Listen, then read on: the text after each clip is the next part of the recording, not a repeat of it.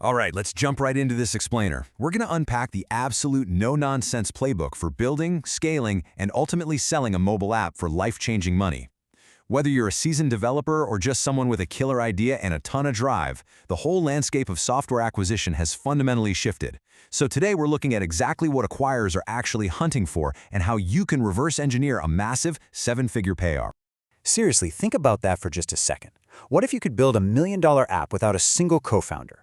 For years, the classic Silicon Valley narrative has been that to hit a massive exit, you need this massive founding team. A tech lead, a marketing wizard, a huge sales staff, a fancy office. But the source material we're digging into today shatters that assumption completely. The reality right now, the barrier to entry has absolutely plummeted, while the potential for high-value acquisitions has skyrocketed for the focused solo builder. So, here's our game plan today. First up, build for value first. Then, we hit master the metrics. Step 3 is prepare the house, and we'll wrap it all up with land the exit. Kicking things off with Phase 1, build for value first, which is all about starting with the end in mind. Listen, if your ultimate goal is a buyout, you can't just build in the dark and cross your fingers that someone wants to buy it later. You have to build with the explicit intent of an acquisition from day one. And this highlights a huge difference in mindset. The amateur mindset, it focuses heavily on a broad category, like they want to build a PDF scanner or a fitness app, and they exhaust themselves trying to completely reinvent the wheel. But the seven-figure pro, they focus strictly on a specific pain point. The most successful founders don't reinvent the wheel. They copy 90% of a proven model and just innovate intensely on that final 10%. That 10% is exactly where your unique value lives. Now, this next point is absolutely crucial and honestly kind of counterintuitive. Launch with a premium tier on day one. Literally, day one. Do not wait. You've got to monetize immediately to prove the business model actually works. Way too many founders waste years of their lives building a free app just hoping that eventually users will love it enough to open their wallets. But if they won't pay on day one, you need to know immediately so you can add value, drop the price, or just pivot completely. Test that willingness to pay right out of the gate so you aren't wasting your most valuable asset, your time. So how in the world does one person actually pull this off? Well, you lean hard into what we call the lean stack. Step 1, forget the massive engineering team, use AI tools like Claude or Cursor to code. Step 2, skip the pricey design agency and use specialized UI sites. And Step 3, market organically on TikTok. By leveraging AI and these hyper-specialized tools, solo founders are literally hitting up to $1 million in annual recurring revenue, entirely on their own. Okay, moving right along to Phase 2, master the metrics, focusing on the underlying health of your app. So post-launch, things get real. And yeah, monthly recurring revenue, your MRR, that pays the bills. But when buyers come knocking, they're looking way deeper. They want to see the real engine. And the magic number here? 60 days. This is your marketing miles per gallon. They want to know your payback period, the exact time it takes to recoup the cost of acquiring a single user. To build a highly sellable app, you've got to aim for a payback period of under 60 days.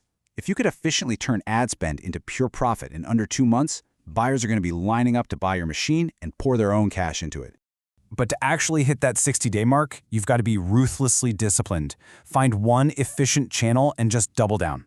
Seriously, you don't need a huge marketing team spreading you thin across Instagram, Facebook, X, and Google. Nope, you just need one working engine. Maybe it's just Google Ads, or maybe it's just TikTok. Find that single most efficient channel and scale it relentlessly. All right, let's break down the holy trinity of metrics buyers actually care about and exactly how to fix them if they're lagging. First up, retention. If people are leaving, fix it with gamification. Think streaks, daily rewards, social features. Second, monetization. Boost that conversion rate with seasonal events or smart one-time offers. And third, product market fit. Now this one's tough. High churn is incredibly hard to just hack. Lowering it means rolling up your sleeves and doing the hard work to improve the core product until the value undeniably beats the cost. Which brings us to Phase 3, prepare the house. This is all about documenting for due diligence. Here's the deal. A clean house massively reduces buyer risk. And lower risk means they're way more comfortable writing you a massive check. You need everything documented before they even look at it.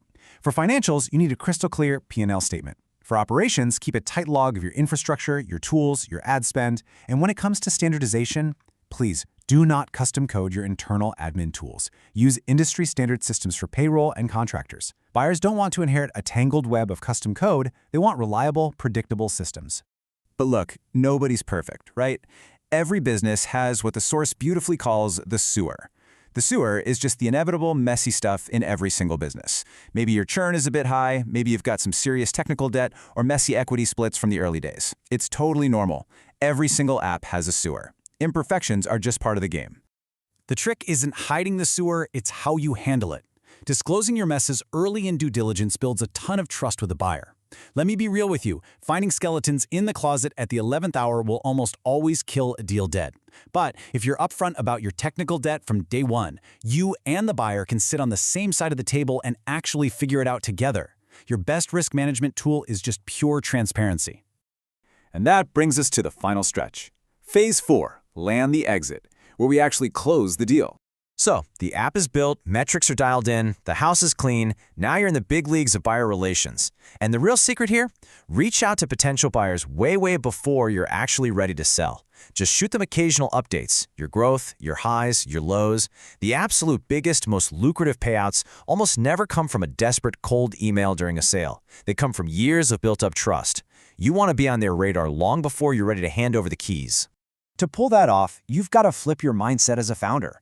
Start looking at your competitors and those big industry players not just as rivals, but as potential partners or even your future acquirers. That giant company you're battling for market share today, they might literally be the ones writing your 7-figure check tomorrow. So build those networks early and keep those lines of communication wide open.